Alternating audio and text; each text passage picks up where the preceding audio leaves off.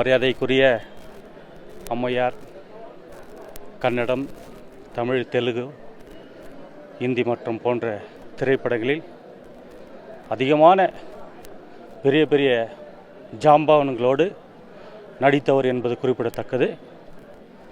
குறிப்பாக கன்னட திரைப்பட நடிகர் மறைந்த ஐயா ராஜ்குமார் அவர்களோடு கதாநாயகியாக பல திரைப்படங்களில் நடித்துள்ளார்.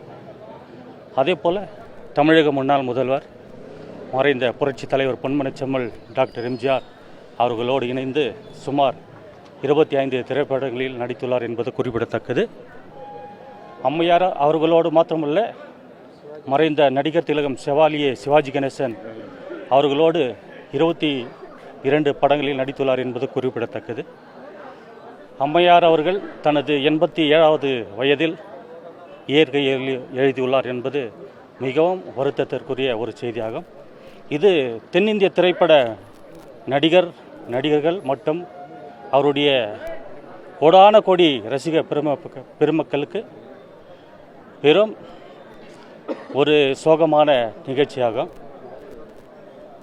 அம்மையார் அவர்களது ஆன்மா சாந்தி அடைய, இறைவன் திருப்படியில் நிழல் அடைய எல்லா வல்ல இறைவனையும் நாங்கள் அனைவரும் ரசிகர்களாகிய நாங்கள் அனைவரும் இறைவனுடைய வேண்டிக்குரிய ஜெயக்குமார் அவர்கள், நாங்கள் இருவரும் இங்கே இசை நிகழ்ச்சி நடித்து வருகிறோம். எந்த ஒரு இசை நிகழ்ச்சி நடந்தாலும் புரட்சி தலைவர் எம்ஜிஆர் அவர்கள் நடித்து வெளிவந்த எங்கள் வீட்டு பிள்ளை திரைப்படத்தில் ஒரு பாடல் இருக்கிறது.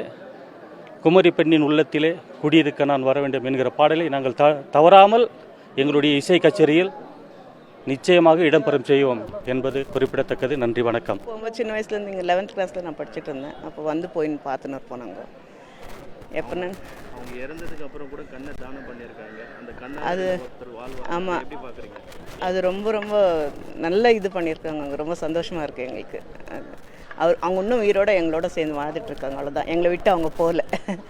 அது அம்மா இறந்துட்டாங்க, அதை எப்படி பார்க்குறீங்க? ஐயோ, ரொம்ப கஷ்டமாயிடுச்சு. காலையில் டிவியில் வந்த உடனே ரொம்ப பேச்சாராயிடுச்சு. அந்த அம்மாவை எப்படியாவது பார்க்கணுன்னு விஷயம். கடவுள் 2 முன்னாடி இவங்களை இட்டுன்னு வரும்போது அவங்க இங்கே இருந்தில்ல, சென்னையில் இருந்தாங்க. இவங்க ரொம்ப தீவிர ரசிகை, இவங்க பார்க்கணுன்னு இட்டுன்னு வந்தாங்க. அப்போ இருந்தில்ல, அவங்க சென்னையில் இருக்கிறாங்கன்ட்டு அவங்க வாட்ச்மேன் சொன்னதுனால நாங்கள் வாபஸ் போயிட்டோம். இப்போ இட்டுன்னு வந்தது எனக்கே பேஜாராக இருக்குது. வா, இன்றைக்கி எப்படின்னா போகணும் அப்படின்னு சொல்லிட்டு இட்டுன்னு வந்துருக்கேன். நான் பேர் அம்மு. இந்த நான் பிறந்து வந்தெல்லாம் பெங்களூரில் தான். ஆனால் இந்த வரைக்கும் இந்த இடத்துல இவங்க இருக்கிறாங்கன்னு எனக்கு தெரியாது. எனக்கு எங்கள் அப்பா வந்துட்டு சின்ன வயசுலேருந்தே சொல்லுவார், சரோஜாதி அம்மையாவா அப்படின்னு சொல்லிட்டு சொல்லுவாங்க.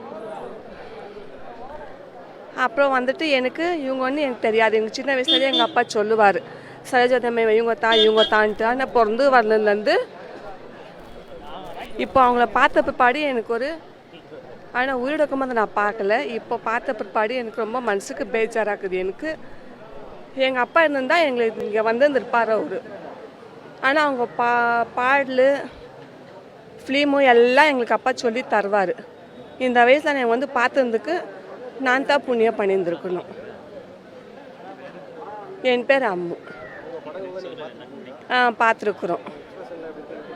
ஆனால் ரொம்ப நல்லா இருக்குது, ரொம்ப சூப்பராக இருக்குது. ஆனால் எங்கள் அப்பா இருந்திருந்தாக்கா இப்போது அவரு கூடவே வந்துருந்துருக்குவார். இப்போ எங்கள் அப்பா இல்லை. எனக்கு வந்துட்டு ஒரே ஒரு பாட்டை தான் எனக்கு ரொம்ப பிடிச்சிருந்து. எம்ஜிஆர் கூட நச்சிருந்து, தொட்டால் பூ மலரும் சொல்லிட்டு எங்கள் அப்பா அப்பப்போ சொல்லுவார். அப்போ அந்த பாட்டு தான் எனக்கு ரொம்ப இஷ்டமாச்சு, எனக்கு ரொம்ப பிடிச்சிச்சு. பார்த்துட்டு வந்தேன். ஆனால் ரொம்ப பேஜாராக இருக்குது, ரொம்ப கஷ்டமாக இருக்குது. ஆனால் நான் இப்போ அவங்க ஒரு கடவுள் மாதிரி இப்போ அவங்க போய் சேர்ந்துட்டாங்க. இப்போ பார்த்ததுலேருந்து ஆமாம், கண்ணு தானம் பண்ணாங்க. வேறு ரொம்ப மனசுக்கு ரொம்ப கவலையாக இருக்குது, ரொம்ப பெஜாராக இருக்குது. இப்போ நான் என் கண்ணர் கூட நான் வந்திருக்கிறேன். நான் அவர் கூட வந்ததுனால இப்போ எனக்கு ஒரு அவங்கள பார்த்ததுக்கு எனக்கு ஒரு அதிர்ஷ்டம். எனக்கு